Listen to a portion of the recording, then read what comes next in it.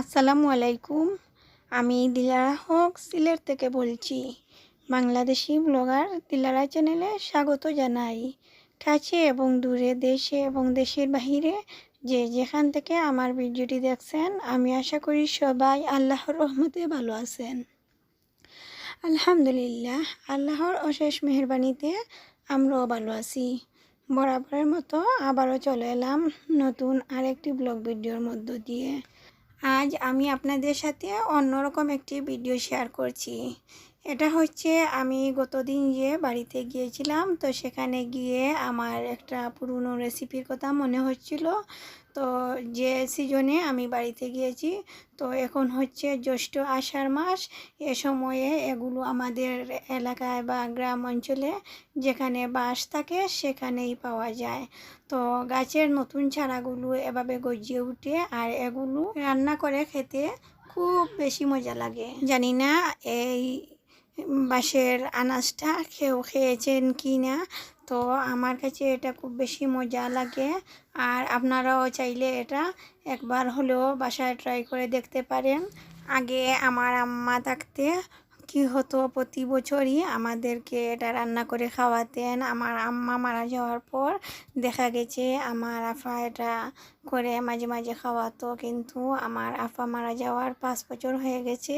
5 বছরের মধ্যে আমি এটা আর খাইনি। তো এবার যখন আমি বাড়িতে গিয়েছি তখন এটা দেখে আমার মনে হচ্ছিল, আর আমি খুব বেশি মিস করেছি আমার মাকে, আমার আফাকে।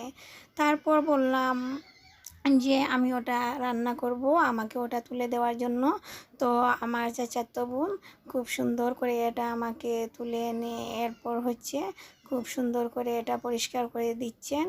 আর আপনারা দেখে নিশ্চয়ই বুঝতে পারছেন কিভাবে এটা পরিষ্কার করে নিতে হয়।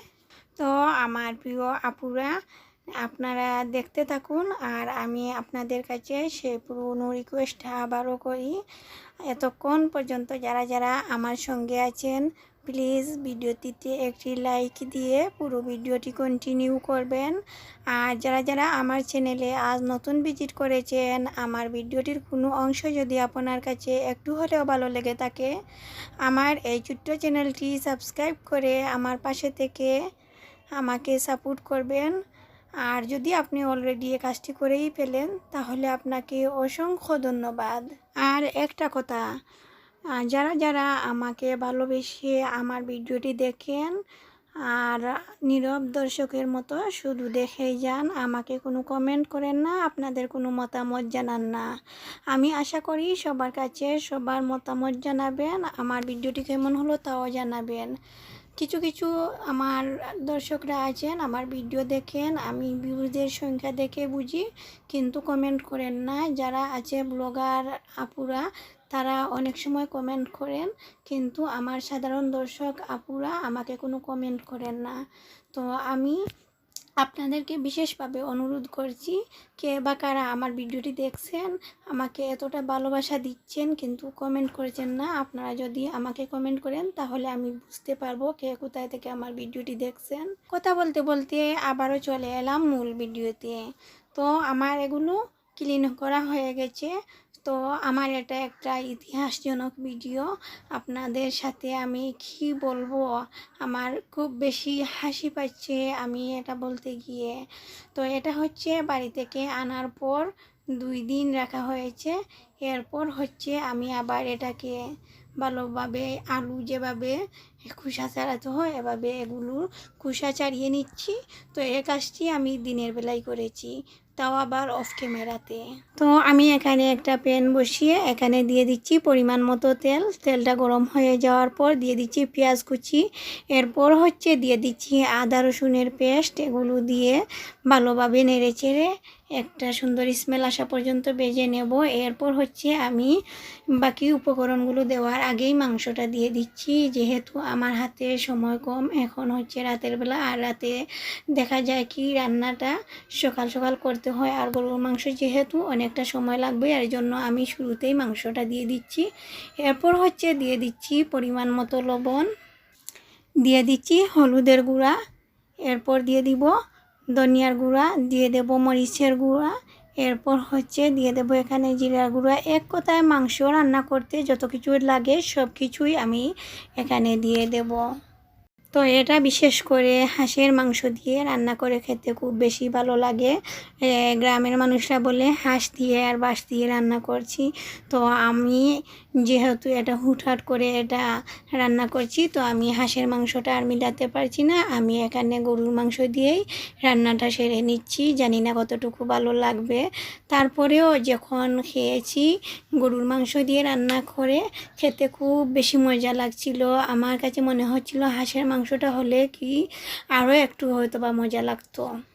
আমি আমার আজকের ভিডিওতে A to Z শেয়ার করার চেষ্টা করেছি, যেহেতু একটা ইউনিক রেসিপি। এটা এখন হয়তো বা সবাই চিনে না, কিন্তু আগেকার দিনে সবাই এটা খেত। কিন্তু এখন দেখা যাচ্ছে কি গ্রামের মানুষরাও সব কিছু ভুলে গেছে। এদিক দিয়ে মাংসটা কষানো হয়ে গেছে।